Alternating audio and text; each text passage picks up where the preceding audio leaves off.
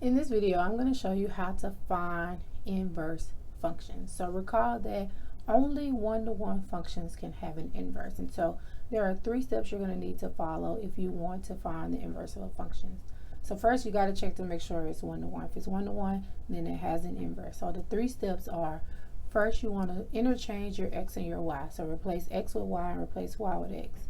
Second thing you're going to want to do is solve for y. And then the third thing you're going to want to do is replace y with f inverse of x.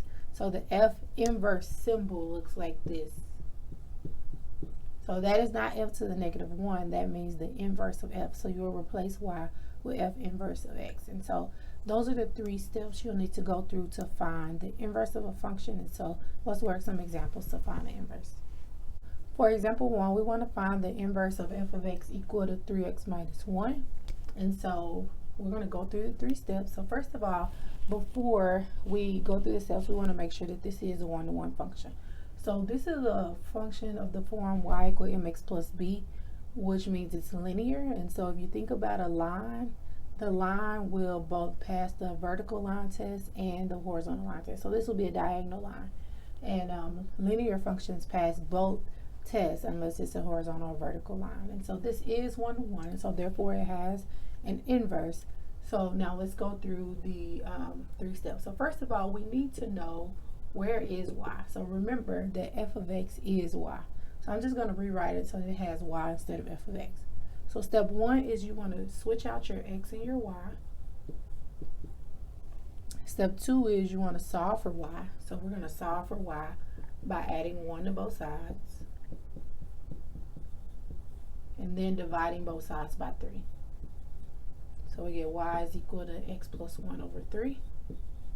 And so the final step is just to replace y with the f inverse symbol. So this is actually your inverse. So we'll write it like this. F inverse of x is equal to x plus 1 over 3. So that is the inverse of the function f of x equal 3x minus 1. Example 2, we want to find the inverse of the square root of x minus 1. F of x equal to square root of x minus 1. So if you remember the graph of the square root function, it was a graph that looked like this, and the minus 1 inside shifts it to the right 1 unit. So just shift the right 1 unit and the graph will go like this. So if you just look at the graph, it passes the vertical line test, and if you were to draw horizontal lines, it would also pass the horizontal line test. So I'm checking that to make sure that the graph is actually one-to-one, that the function is one-to-one. And so in this case, this is a one-to-one function, and so it has an inverse. So we want to rewrite it so that it has a y in it, and now we want to find the inverse. So switch your x and your y, and now solve for y. So get rid of the square root by squaring both sides. You get x squared is equal to y minus 1, and add 1 to both sides. You get y is equal to x squared plus 1. So now replace y with f inverse. So f inverse of x is equal to x squared plus 1. Now in this particular problem, x squared plus 1 is a parabola that looks like this, and it's not one-to-one, so the inverse ends up not being one-to-one. But that's because your domain is going to be restricted here. So let's look at what the domain and range of this graph is. So remember, our graph is shifted over 1, so it's from here on out. So if we look at what is the domain of the f function, it's going to start at 1 and it's going to continue on to infinity. Well, what is the range of this graph? Well, the graph, the y value starts at 0 and it continues to go up to infinity. So it's important to know what the domain and range is of the original function, because what the inverse does is it takes those domains and range and it switches them. So for your inverse function, your domain would be the range of this function, which is 0 to infinity. So your inverse is this function, but for x values that are greater than or equal to 0. And so if you were to take this parabola, so this is the parabola shifted up 1 unit. So here's 1 unit. That's your x squared shifted up 1 unit. But now you only want the positive values of x, so the values of x that are bigger than 0. So that means you get rid of the ones that are less than 0. So you only want this part of the graph. And if you look at only this part of the graph, now that is a one-to-one function, it passes the horizontal line test, and so therefore it has an inverse, and it can be the inverse of that function. And so that's how you would find the inverse. Let's look at one more example.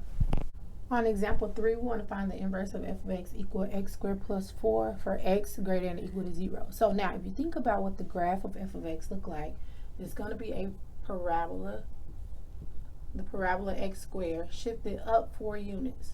So your graph is going to look something like this. So a parabola shifted up 4 units. Now that does not pass the horizontal line test, which means that is not a one-to-one function. And remember, only one-to-one functions have inverses. And so since it's not a one-to-one function, it won't have an inverse, but that's why in this particular problem, the domain is restricted to only the positive values. So that means we only want the values that are bigger than 0. So that means we get rid of the negative part of the graph. And once you get rid of the negative part of the graph, now you have a graph that's one-to-one. And so therefore now it can have an inverse. So go through the same process. So this is y equal x squared plus 4. Switch your x and your y and solve for y. So subtract 4 from both sides. You get x minus 4 is equal to y squared. And then to get rid of the square, you have to take the square root of both sides. And whenever you take the square root, you take the positive and negative square root. So you get y is equal to plus or minus square root of x minus 4. So now this is going to require that we look at the domain and range of this original function. So the domain of this function, it starts at 0 and it goes on to infinity, will be 0 to infinity. And it's defined here too, x greater than or equal to 0. And the range of this function will be everything from 4 on up. So 4 to infinity. So now that's important because now the inverse will take those and flip it. So the domain of this function, of the inverse function, so if I rewrite it, f inverse of x is equal to the square root of x minus 4. Now we have plus or minus x minus 4, but I have to decide which one of those it is. And the way I decide that is, since this is the y, I have to look at my range. Are my range values positive or negative? So the domain of the inverse function is going to be what the range of the original function is. So this is the domain of f inverse. And the range of f inverse is going to be what the domain of the original function was. So notice that my range is all positive numbers. So since my range is all positive numbers, then that means I need to get rid of the negative numbers here and only take the positive numbers. So the inverse would be the square root of x minus 4, and that's for x greater than or equal to 4. And so that's how you would find the inverse of that function with the restricted domain. So you have to take into account the domain and range to determine the inverse of the function. Okay, now I want you to take a minute to pause the video and I want you to try this problem. See if you can find the inverse of f of x equal the cube root of x minus 5. Alright, so if you rewrite it as y equal the cube root of x minus 5, then you want to switch your x and y. And then you want to solve, or you should have solved for y next. So how do you get rid of a third root? You raise both sides to the third power. And then you add 5 to both sides.